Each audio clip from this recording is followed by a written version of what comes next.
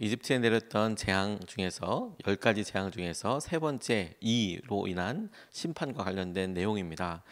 앞서 말씀드렸듯이 이집트의 10가지 재앙이 하나하나 이집트 사람들이 믿고 있었던 우상들, 신들에 대해서 하나님께서 그것을 이용하시고 그것을 들어서 이집트 사람들을 조롱하시고 우상을 믿고 따르는 것이 얼마나 허황되고 말도 안 되는 일인 것인지를 10가지 심판과 재앙을 통해서 드러내시면서 조롱하시고 희화화하시고 이거 아무것도 아니다, 이제 이런 과정. 그래서 어떤 사람들은 이집트의 신과 하나님께서 싸우는 거다, 이렇게 표현하는 사람이 있을 정도로 하나님께서 이런 하나하나를 들어서 이집트 사람들의 마음을 돌이킬 뿐만 아니라 이스라엘 사람들에게는 분명한 확신과 그들과 함께 하시는 하나님, 그들에게 말씀하시는 하나님이 얼마나 놀라운 하나님이신지를 계속해서 각인시키시고 이끌어 주시고 인도하고 계시는 것이라고 믿습니다.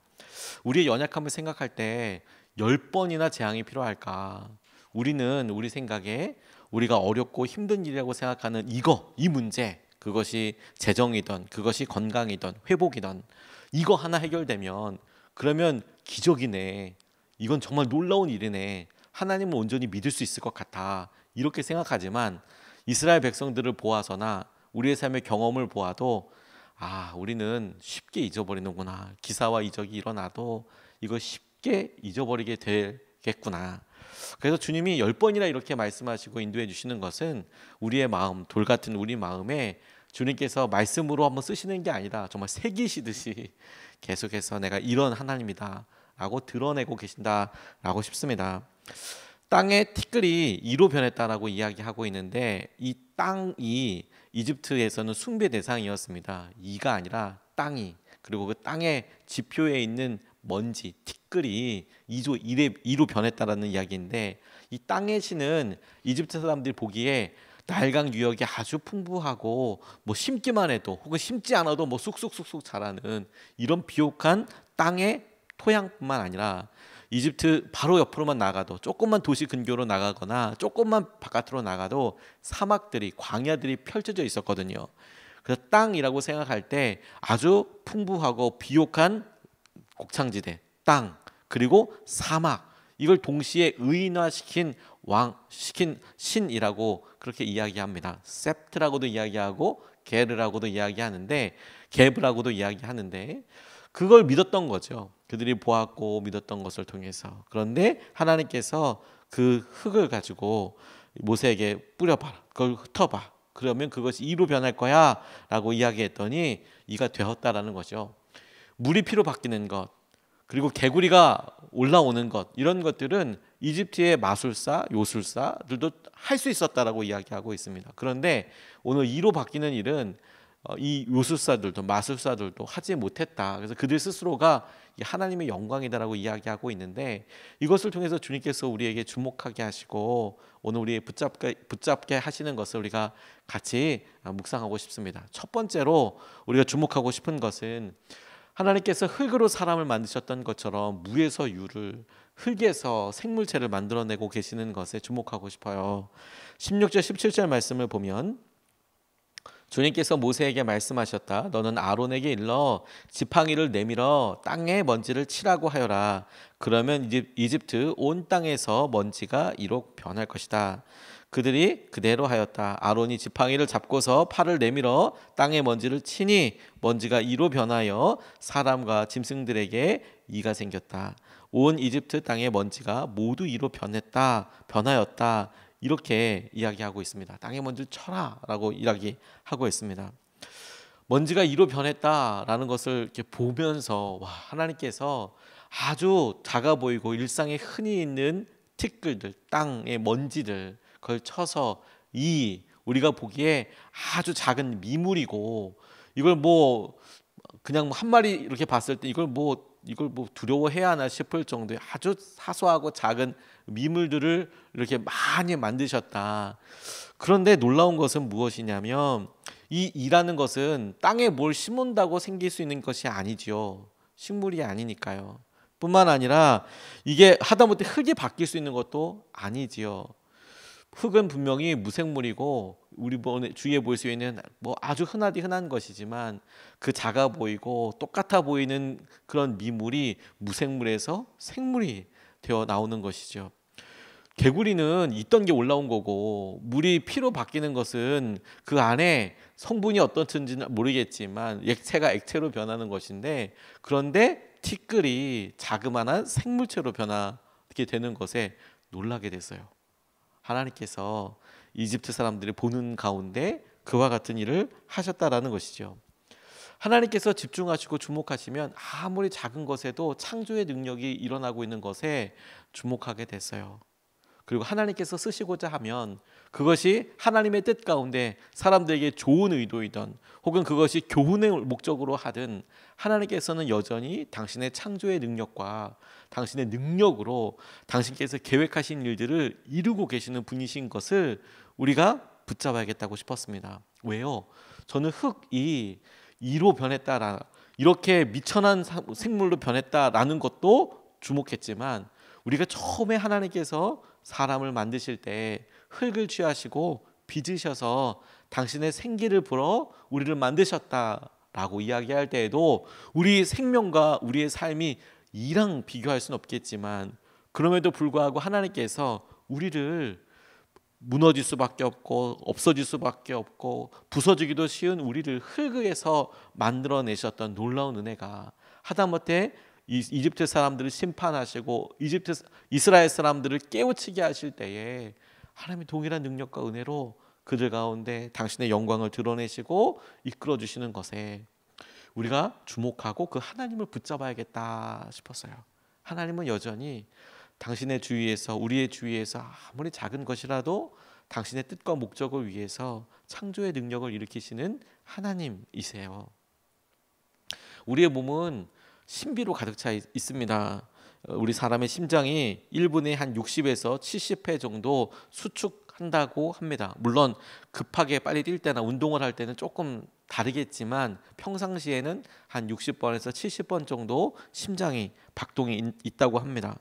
하루 평균에 약 10만 번 정도 수축하는 거라고 그래요. 우리가 의식하든 의식하지 않던 우리는 뭐 빨리 뛸 때 정도나 높은 곳에 올라갈 정도나 이제 심장이 뛴다라는 것을 우리 스스로가 자각하지만 대부분의 일상은 그냥 자각하지 않더라도 그냥 계속 보내는데 심장은 계속 자기 일을 열일하고 있는 거죠. 열심히 일하고 있는 거죠.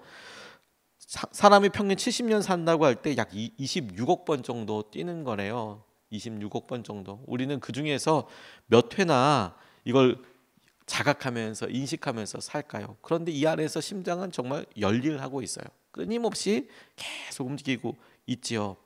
이게 한 3층짜리 건물 꼭대기로 올리는 힘과 같이 심장이 계속 움직이고 있는 거래요.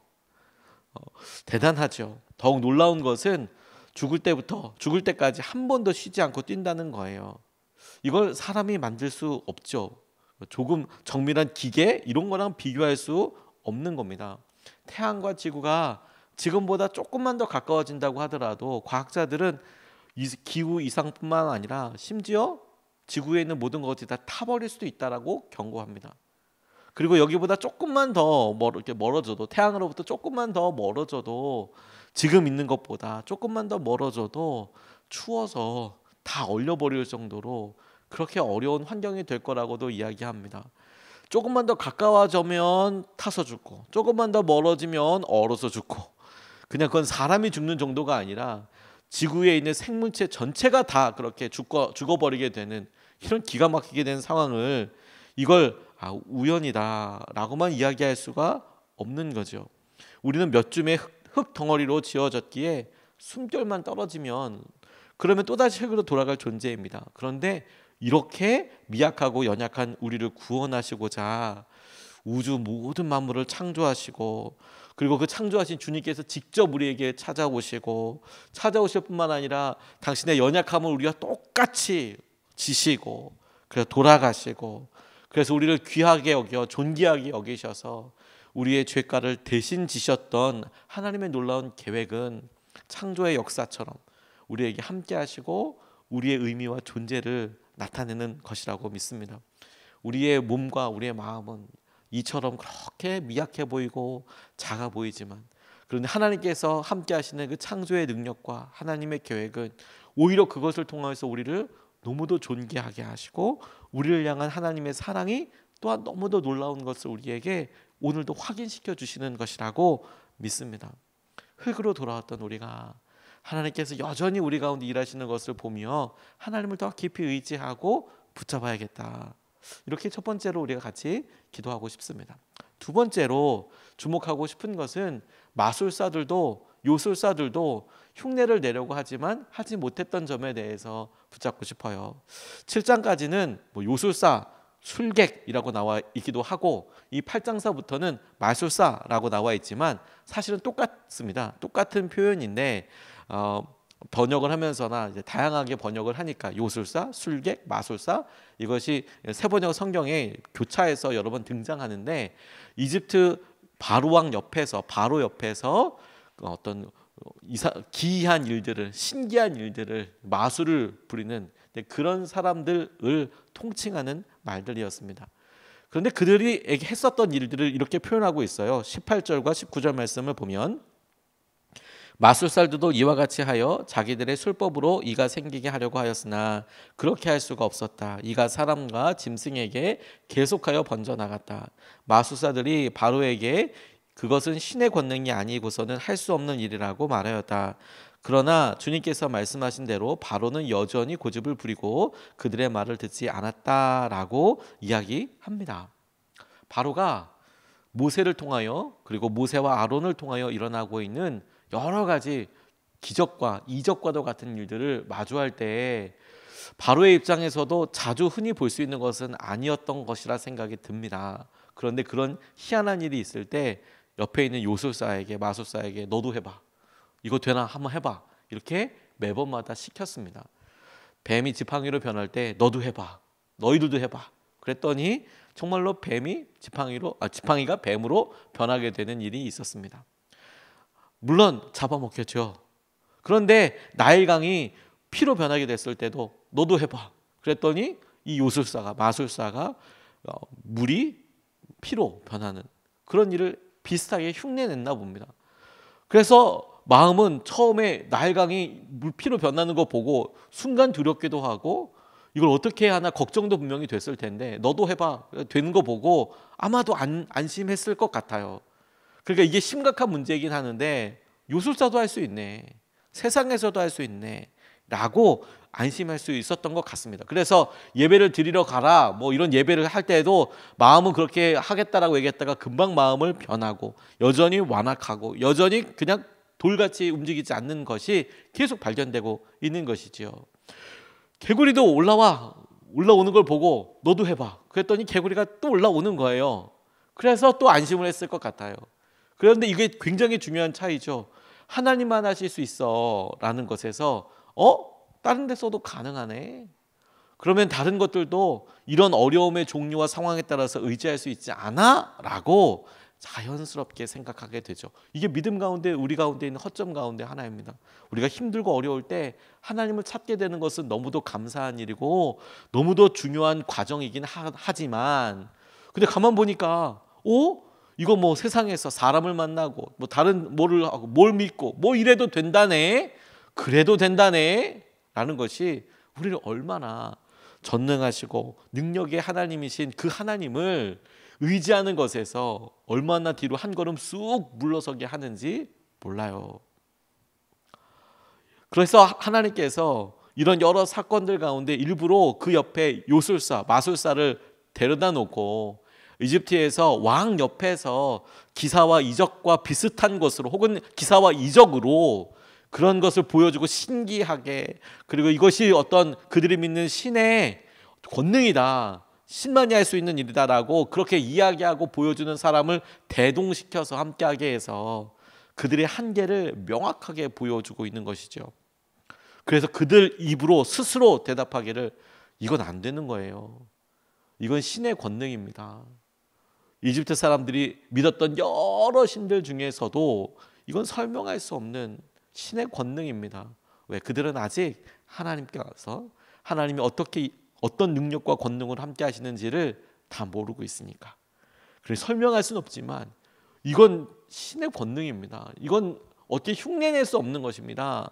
라고 이야기하고 있는 것을 보게 돼요. 티끌이 이가 되는 것은 마술사들도 어떻게 할 수 없었다. 할 수 없었다. 하나님이 이루시는 일 중에 어떤 일들은 세상에서도 흉내낼 수 있어요. 어떤 일들은 세상에서도 흉내낼 수 있는 것 같습니다. 가짜 평안도 있어요, 여러분. 주님이 우리에게 약속하신 평안을 우리에게 주실 때 세상은 평안을 주지 않나요? 가짜 평안도 있어요. 유사 평안도 있습니다.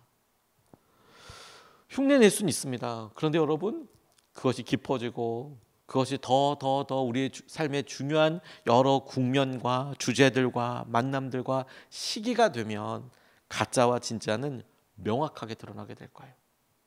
가짜와 흉내내는 정도, 그냥 이미테이션은, 그냥 어떤 모조품은 반드시 차이가 나게 되어 있습니다. 그냥 똑같이 우리가 보기에는 그냥 다 똑같고 그냥 다 비슷해 보이고 그런 것 같아 보이지만 결정적으로 차이가 나고 바뀌게 될 거예요. 그게 중요한 거죠. 요즘 가짜 보석들도 이렇게 보면 아주 예쁘게 잘 나와요. 저 같은 사람은 뭐 잘 알아보지 못할 겁니다. 이렇게 보면 다 예쁘죠. 다 예쁘죠. 그래서 인공으로 심지어 보석을 만들기도 한다고 그러더라고요. 그래서 그것도 진짜 보석이랑 아주 비슷하게 무슨 뭐 지르코늄인지 뭐 무슨 뭐 이래서 뭐 압력과 이렇게 세게 해서 그 아무튼 보석 비슷하게 이렇게 만든다고 하고, 또 아주 경계적으로 그걸 뭐 보석이라고 칭하기도 하고 그런다 하더라고요. 그런데 진짜 다이아몬드나 중요한 보석을 물속에 넣어 보든지 그 강도를 시험한다든지 그러면 반드시 차이가 나죠.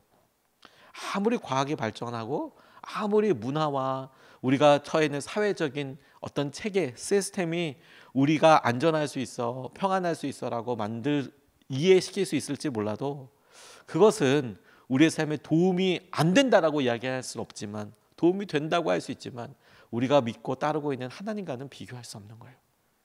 오늘 우리가 이것을 믿고 따르는 겁니다.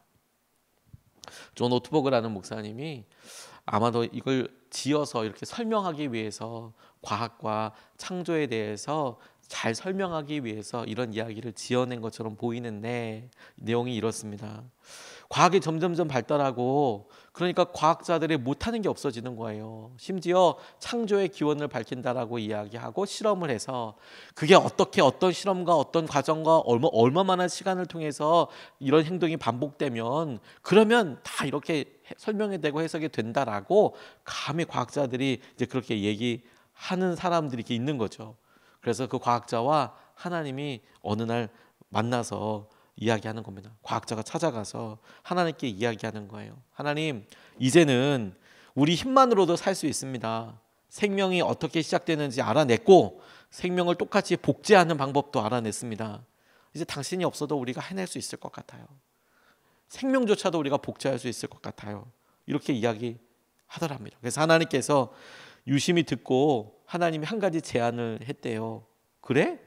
그렇다면 나와 함께 인간 만들기를 겨루어 보면 어떻겠어? 인간을 한번 만들어 보자. 생명체를 만들어 보자. 그랬더니 이 과학자가 자신 있게 좋죠. 문제 없습니다. 한번 만들어 보죠.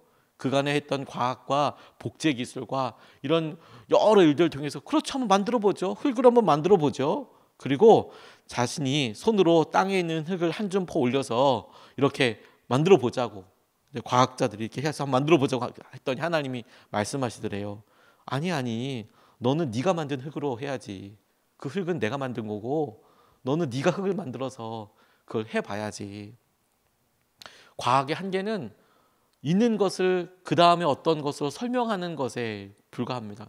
없었던 것에서 무언가가 생기는 건 설명할 수 있는 방법이 없어요. 그것이 어떻게 변했다라는 것에 있어서 지금까지 밝혀진 과학적인 방법과 과학적인 접근으로 설명할 수 있는데, 처음에 아무것도 없던 것에서 무언가가 생기기 시작한 것은 하다못해 흙으로 만들겠다? 그래, 지금 있는 흙에서 어떻게 이렇게 생물체가 있는지를 설명해 보려고 노력은 할 수 있지만 그것도 지금까지 밝혀진 과학적인 사실과 방법으로. 하지만 그 흙 자체가 어떻게 생겼는지, 어떻게 왔는지, 어떻게 무에서 유로 왔는지는 몰라요. 요술사들의 한계처럼 우리의 삶에 사람의 한계는 너무도 명확한 거예요. 그래서 우리는 하나님을 의지하는 거예요. 우리를 향하신 하나님의 계획. 하나님만이 우리를 자유하게 하시고 우리를 새롭게도 하십니다. 그래서 그 하나님으로 인하여서 우리를 향한 하나님의 계획이 다 이루어지게 될 거예요. 오늘도 우리가 그 주님을 의지하고 붙잡을 수 있으면 좋겠습니다. 두 가지 말씀을 같이 나눴습니다. 첫 번째, 흙으로 만드셨던 것처럼 하나님께서 이라도 만드셔서 사용하십니다. 작고 작은 미물이지만, 아니 징그러워 보이는 미물이지만 그 놀라운 것은 여전히 하나님은 땅에서, 흙에서, 무생물에서 생물을 만들어 가시고 하나님께서 그렇게 우리의 삶을 이끌어 가세요. 그 하나님을 의지하는 것입니다. 마술사들도 하지 못합니다. 유사 평안이 있을 수 있고, 유사한 종교와 비슷한, 하나님과 비슷한 것을 주겠다고 약속하는 유사한 것들이 많이 있습니다. 가짜는 가짜고 진짜는 진짜입니다. 우리가 선택한 진짜 능력이 하나님을 오늘도 우리가 붙잡아야겠습니다. 이것을 붙잡고 두 번 나눠서 기도하겠습니다. 첫 번째, 우리를 창조하신 하나님, 우리 삶에 은혜를 더하시고 우리를 새롭게 하소서. 창조하신 주님께서 흙을 이로도 만들 수 있는 분께서 우리를 새롭게 못 하시겠습니까? 우리를 새롭게 하십니다. 우리를 창조하신 하나님, 우리 삶에 은혜를 더하여 주시고 우리를 오늘도 새롭게 하여 주시고 우리의 연약함과 우리의 삶의 한계를 새롭게 붙잡아 주시고 이끌어 주시옵소서. 우리가 첫 번째로 같이 함께 기도하겠습니다. 아버지 하나님 감사합니다. 주의 놀라운